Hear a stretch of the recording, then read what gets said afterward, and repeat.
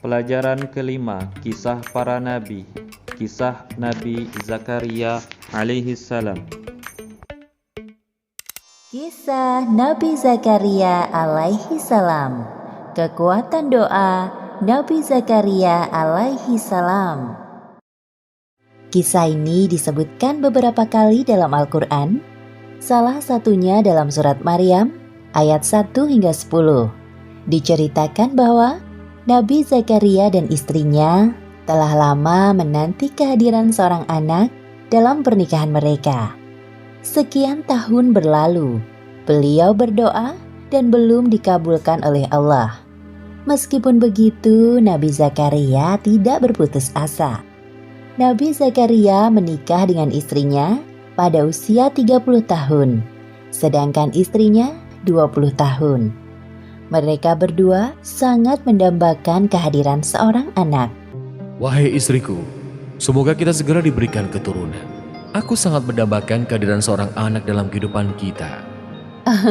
Aku juga menginginkan hal yang sama, wahai suamiku. Kita harus berdoa dengan khusyuk agar Allah mengabulkan permintaan kita. Semoga Allah mengabulkan doa kita. Amin. Setiap hari, Nabi Zakaria dan istrinya selalu memohon kepada Allah agar diberikan keturunan. Ya Allah, Tuhan Maha Pengasih dan Penyayang, hamba mohon karuniakanlah kami seorang anak dari keturunanku, agar kelak anak itu dapat meneruskan perjuanganku. Sekian tahun menanti, belum ada tanda-tanda sang istri hamil. Ternyata istri Nabi Zakaria adalah seorang mandul. Artinya tidak bisa memiliki anak. Aku tidak bisa memiliki seorang anak, wahai suamiku. Sekarang usiaku mulai menua.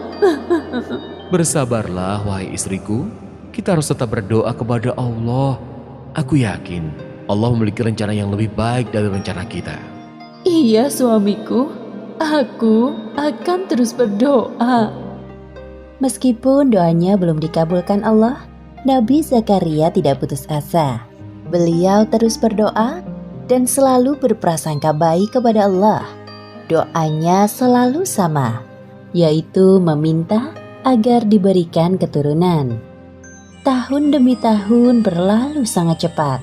Nabi Zakaria dan istrinya menjalani kehidupan dengan penuh kesabaran dan keikhlasan. Meski tenaga untuk beraktivitas semakin menurun, tidak menyurutkan semangat beliau dalam berdakwah kepada kaumnya. Seperti yang disebutkan dalam Al-Quran, surat Maryam ayat 4. Ia berkata, "Ya Tuhanku, sesungguhnya tulangku telah lemah, dan kepalaku telah dipenuhi uban, dan aku belum pernah kecewa dalam berdoa kepada Engkau, ya Tuhanku." Nabi Zakaria menguasai banyak bidang keilmuan. Maka dari itu, beliau sangat menginginkan seorang anak untuk mewarisi keilmuan yang dimilikinya. Seperti yang disebutkan dalam Al-Quran, surat Maryam ayat 5 hingga 6. Dan sesungguhnya aku khawatir terhadap mawaliku sepeninggalku, sedang istriku adalah seorang yang mandul. Maka anugerahilah aku dari sisi Engkau seorang putra yang akan mewarisi aku. Nabi Zakaria adalah paman dari Maryam. Istri Nabi Zakaria dan Ibunda Maryam adalah kakak beradik. Ibunda Maryam bernama Hannah, sedangkan ayahnya bernama Imron. Kisah keluarga Imron dijadikan sebagai salah satu nama surat dalam Al-Quran, yaitu surat Ali Imron.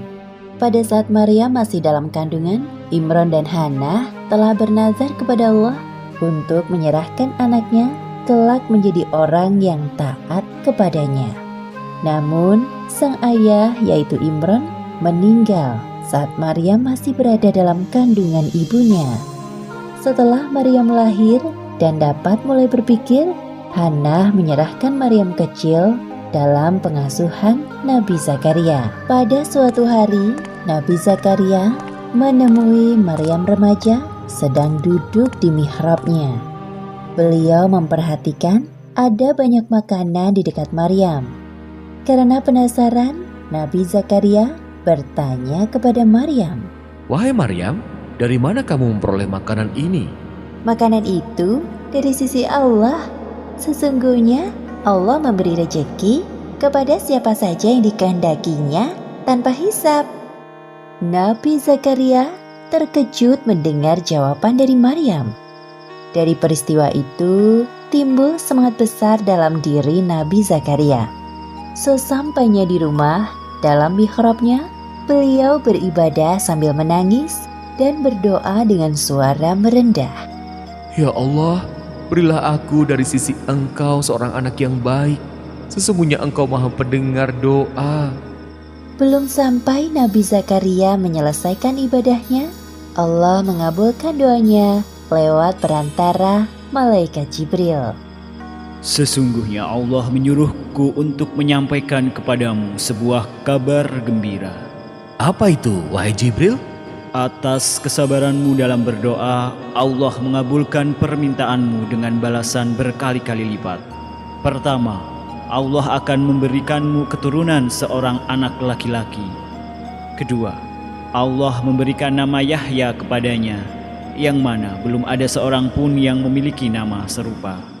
Ketiga, kelak dia akan menjadi orang yang membenarkan kedatangan Isa alaihissalam. Keempat, dia seorang panutan. Kelima, dia tumbuh menjadi orang yang pandai menjaga diri dari zina. Keenam, Yahya dewasa akan menjadi seorang nabi sama sepertimu. Ya Allah, bagaimana mungkin aku bisa mendapatkan seorang anak, padahal aku sudah tua dan istriku seorang yang mandul. Demikianlah Allah berbuat apa yang Dia kehendakinya. Kalau begitu, beri aku sebuah tanda bahwa istriku telah mengandung.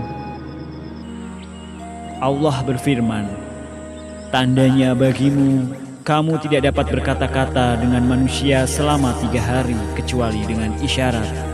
Dan sebutlah nama Tuhanmu sebanyak-banyaknya, serta bertasbihlah di waktu petang dan pagi hari. Alhamdulillah wa syukurillah. Segala puji bagi Allah atas segala karunia yang Engkau berikan kepadaku, ya Allah. Kemudian beliau segera mengabarkan kepada istrinya. Wahai istriku, kita akan punya anak. Hah? Benarkah itu, wahai suamiku? Aku akan mengandung seorang anak. Iya benar, seorang anak laki-laki bernama Yahya. Allah telah mengabulkan doa kita selama berpuluh-puluh tahun. Alhamdulillahirabbil alamin. Terima kasih ya Allah. Seperti yang disebutkan dalam Al-Quran, Surat Al-Anbiya ayat 90. Maka kami memperkenankan doanya dan menganugerahkan kepadanya Yahya, dan kami jadikan istrinya dapat mengandung. Sesungguhnya mereka adalah orang-orang yang selalu bersegera dalam mengerjakan perbuatan-perbuatan baik, dan mereka berdoa kepada kami dengan harap dan cemas, dan mereka adalah orang-orang yang khusyuk kepada kami. Demikianlah akhir kisah kekuatan doa Nabi Zakaria dalam meminta keturunan. Hikmah yang dapat kita ambil dari kisah ini: pertama, jangan pernah berputus asa dalam berdoa. Kedua, ketika kita meminta sesuatu kepada Allah, harus sabar dan konsisten. Pada saatnya, Allah akan mengabulkannya lebih dari yang kita harapkan. Ketiga, kisah Nabi Zakaria ini membuktikan kepada kita bahwa kekuasaan Allah tidak terbatas. Seperti kisah istri Nabi Zakaria yang mengandung seorang anak di usianya yang sudah tua. Suatu hal yang mustahil terjadi pada manusia biasa. Namun, saat Allah berkehendak hal itu terjadi, maka terjadilah. Wallahu a'lam bishawab.